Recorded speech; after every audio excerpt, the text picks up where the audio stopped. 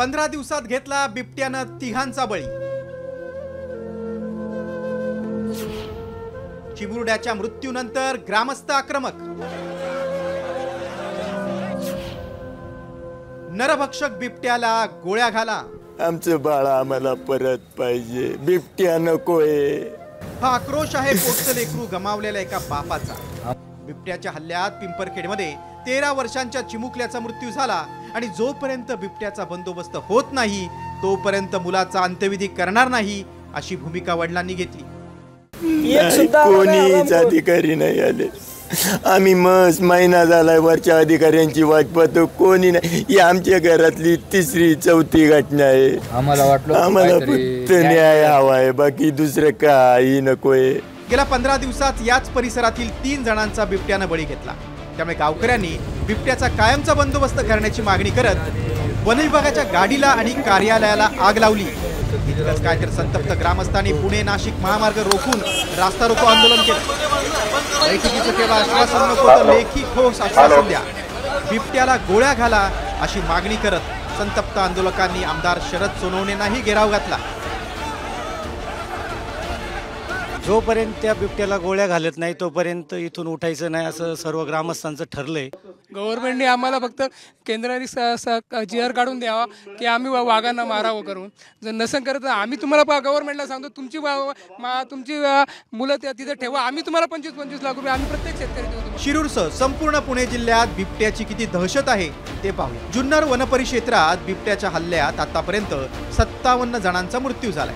400 नागरिक बिबट्याच्या हल्ल्यात जखमी झालेत, तर 14,000 पेक्षा अधिक पाळीव जनावरांचा बिबट्यानं बळी घेतल्याची धक्कादायक माहिती समोर आली।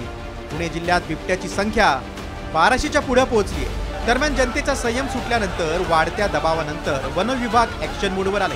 चिमुकल्यावर हल्ला करणाऱ्या बिबट्याला नरभक्षक बिबट्या म्हणून घोषित करण्यात आले। त्या बिबट्याला गोळ्या घालण्याचे आदेश वन विभागाने दिले। जो बिबट कारणीभूत आहे त्याला पकडण्यासाठी आपल्याला माननीय प्रधान मुख्य वन संरक्षक वन्यजीव यांच्याकडनं परवानगी प्राप्त झालेली आहे। त्या अनुषंगाने 5 टीम आपण त्या ठिकाणी फॉर्म केलेले आहे। त्याच्यामध्ये 2 शार्प शूटर्स आहेत आणि 3 ट्रँक्युलायझिंग गन एक्सपर्ट्स आहेत। त्यामध्ये डॉक्टर्स आणि इतर एक्सपर्ट्सचा त्याच्यामध्ये समावेश आहे। या निमित्त पुन्हा एकदा बिबट्यांचा नसबंदीचा त्यासाठी नैसर्गिक निवास तयार करण्याचा मुद्दा ऐरणीवर आला आहे।